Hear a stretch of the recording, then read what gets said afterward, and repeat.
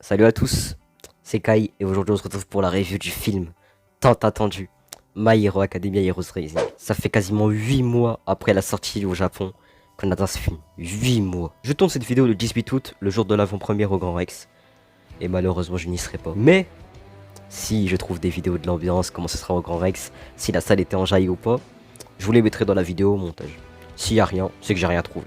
Et grâce à la magie de la programmation, un outil très, très efficace sur YouTube qui me permet de programmer des vidéos à l'avance. Cette vidéo verra le jour aux alentours du 21 août, histoire que tout le monde ait vu le film. J'en profite pour que vous me disiez votre expérience cinéma dans les commentaires. Est-ce que vous l'avez regardé en streaming? Est-ce que vous l'avez regardé au Grand Rex le film? Est-ce que vous l'avez vu dans un cinéma CGR ou autre? Dites-moi tout dans les commentaires, je veux savoir. Moi perso je l'ai fait en streaming, j'ai craqué, mais je vais quand même essayer de voir si je peux pas aller le voir dans un cinéma. Histoire de soutenir un peu quand même. Voilà, même si je l'ai déjà vu. Faut quand même qu'on montre aux ayants droit que quand ça parle d'animé, on est chaud en France. Et encore plus de My Hero, on est chaud, on est chaud. Donc je me répète, mais si vous avez un ciné qui diffuse Heroes Rising et que vous pouvez aller le voir, allez-y les frères. Faut que ça marche bien, faut qu'on leur montre qu'on n'a pas attendu 8 mois pour rien. Bref, c'est parti pour la review. Histoire du film. La seconde A visite l'île de Naboo, où ils peuvent enfin faire un vrai travail de héros. L'endroit est si paisible que ça ressemble plutôt à des vacances. Jusqu'à ce qu'il soit attaqué par un super vilain avec un alter insondable. Son pouvoir est étrangement familier, et il semble que Shigaraki ait joué un rôle dans son plan. Mais, avec All Might à la retraite et la vie des citoyens en jeu, il n'y a pas de temps pour les questions. Découvrir ses amis sur la prochaine génération de héros. Et ils sont le seul espoir de l'île. Merci à Allociné pour le synopsis. Maintenant je vais vous dire ce que j'ai pensé du film. Est-ce que c'était bien? Est-ce que c'était pas ouf? Est-ce que c'était passable? Je vais vous dire maintenant. Et est-ce que j'ai vraiment besoin de vous dire si j'ai aimé ou pas? Pour moi non. Allez, fin de vidéo, salut. Mettez un pouce bleu hein.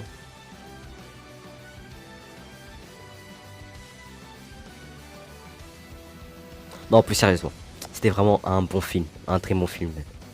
Il a quand même ses petits défauts, mais on peut dire sa difficulté, qu'il est meilleur que Two Heroes. Pas très compliqué en même temps. L'animation de ce film, mon dieu, les scènes d'action, elles sont incroyables dans le film. Vraiment, après avec tous les passages qu'ils ont, ils en ont vraiment proposé au max, que ce soit avec Izuku, avec Bakugo, bon pas trop avec Shoto, Denki, Fumikage, vraiment tous les persos de la seconde 1 et on y reviendra ça plus tard. Mais ils ont eu leur scène d'action et ça fait qu'une animation incroyable avec des scènes d'action stylées. Le film, c'est une jouissance quand tu vois quand tu vois l'animation. Mais bordel, à un moment dans le film j'étais en mode mais arrêtez de spammer comme ça. Que ce soit la scène d'intro avec Endeavor ou plus tard quand la seconde A se bat contre les 4 vilains là, ça envoie du lourd. Là où dans le premier film on avait un peu cette sensation qu'on regardait plusieurs épisodes de My Hero Academia assemblés en un, là on est vraiment en mode animation de film d'animation. Niveau histoire, bon ok c'est pas incroyable, mais ça passe. J'ai kiffé le fait que tout le monde, de A jusqu'à Z, a eu son petit moment de gloire. De Mineta et Aoyama à Izuku et Bakugo. Et ça rejoint le point que j'avais mis juste avant, avec les scènes d'action, c'est vraiment que, vu que là t'as toute la seconde A, contre tous les méchants, bah vraiment niveau combat, j'ai envie de te dire, le film, c'est quasiment que ça. Mais c'est bon, nous, le fight et le combat, à la base, on aime. Donc, envoie-nous-en à l'appel, tu vois. À ce niveau-là, au niveau de scène d'action, ils n'avaient pas le droit de se louper avec tous les personnages qu'ils avaient, toutes les possibilités qu'ils avaient. Et c'est bien le cas, ils ne se sont pas loupés. Le premier film, niveau action, c'était moyen. À part la fin du film, le reste, j'ai pas de trop gros souvenirs. Alors que là, la scène avec Kirishima, Izuku et Bakugo à la fin du film, Shoto, la scène de Chaco, là j'ai plein de moments qui sont ancrés dans ma tête, tu vois. Contrairement à la fin du film, au premier film, à Two Heroes, où j'avais juste le team-up Izuku et All Might qui est dans ma tête là. Là, non. Et le Grand Rex va exploser quand ils vont voir ça. J'ai très hâte de voir les vidéos au Grand Rex tomber là. Ça va être incroyable. Juste, Shoto il a grave été mis de côté comparé aux autres. Bon, le film normal, c'était la relation Izuku et Katsuki. Mais quand même, j'ai l'impression d'avoir vu plus de Ochako Momo, ou même Kyoka, que Shoto tout au long du film. Parlons du méchant, Nine. Il a du flow, il est archi cheaté, il a le All for One. Grâce au Dr Ojiko, il peut voler et prendre des haltères. Il est pas si osef que ça pour moi. J'ai envie de te dire que ses motivations dans le film, c'est un peu celle de Tomura, détruire la société et en refaire une nouvelle. Donc si le film est canon, ça me semblerait logique pour moi. Mais on y reviendra plus tard ça aussi. Autre truc que j'ai kiffé, c'est vraiment que ce soit la seconde A solo qui doivent affronter les vilains. Genre s'il meurt pour de vrai. En plus c'est méchant. Bah, Il rigole absolument pas, c'est vraiment je vais vous tuer quoi. Et ça rajoute une tension supplémentaire qu'il n'y avait pas dans le premier film. Le fait de savoir que ce soit les seuls remparts et que si ça part en couille, ils vont tous mourir, c'était lourd. La fin du film avec tout le monde qui s'est transcendé, tout le monde au sol, il y a du sang, tout. Le décor c'est vraiment, c'est la fin du monde quoi. Tu te dis mais comment ils vont se sortir? Et là, inattendu de fou, Izuku donne son One for All à Bakugo. Et oui, du coup, qui donne son One for All à Kachan. Scène un peu émouvante quand tu sais que le One for All c'est l'alter qu'il a galéré à maîtriser. Et il a mis ça de côté, sachant que c'était la seule solution pour sauver tout le monde. Cette dinguerie. Et la scène de fin, Izuku et Bakugo One for All à 100%. SSJ et SSJ Blue. Peu de choses à dire à part que... Ah, les larmes aux yeux. Clairement, les larmes aux yeux.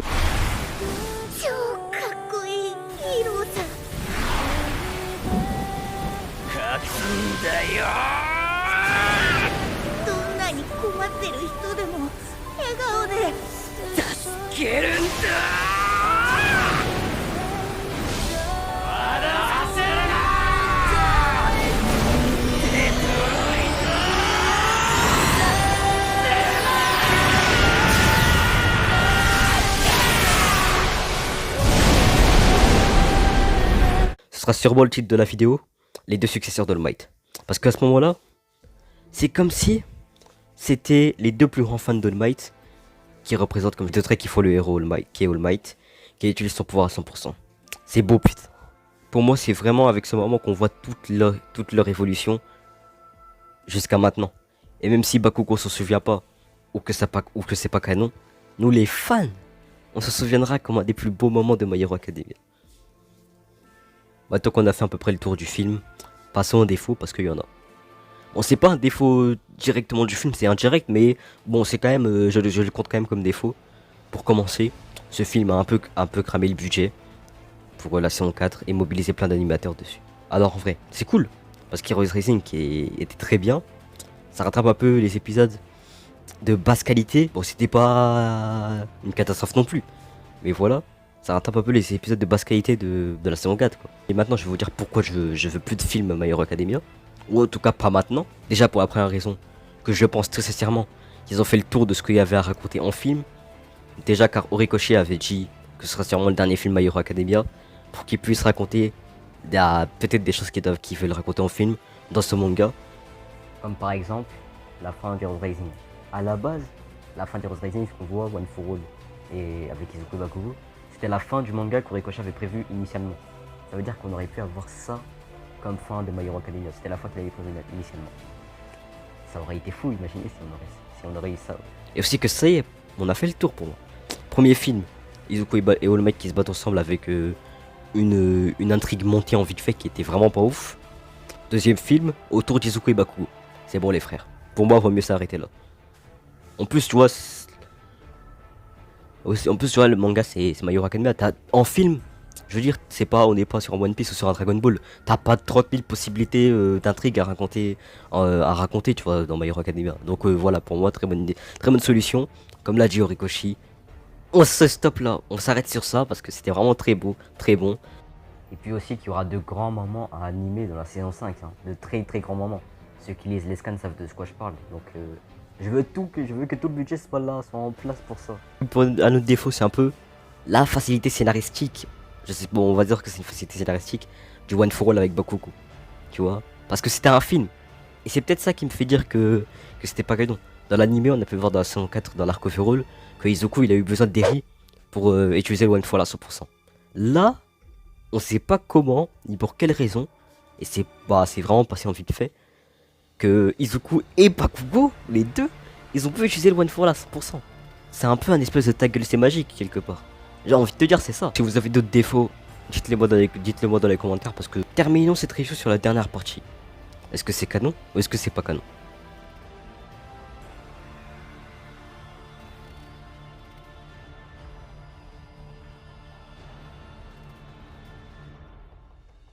J'ai pas la réponse, mais il y a une possibilité que ce soit canon. Parce que Nine, le méchant du film, est apparu sur une case du manga. Et qu'il n'y a pas de choses qui cassent la cohérence dans le manga. Regardez, Izuku a donné le One for All à Bakugo, mais il se rappelle pas. Et le One for All est bien revenu à Izuku grâce au détenteur du One for All. Bakugo il s'en souvient pas, donc voilà, tout va bien. Ça casse pas la cohérence du manga en mode que Bakugo il a eu l'un for all et il sait. Ils étaient obligés de faire que par un moyen ou un autre, il a oublié. Et surtout, je veux que ça reste dans le train du manga, ça.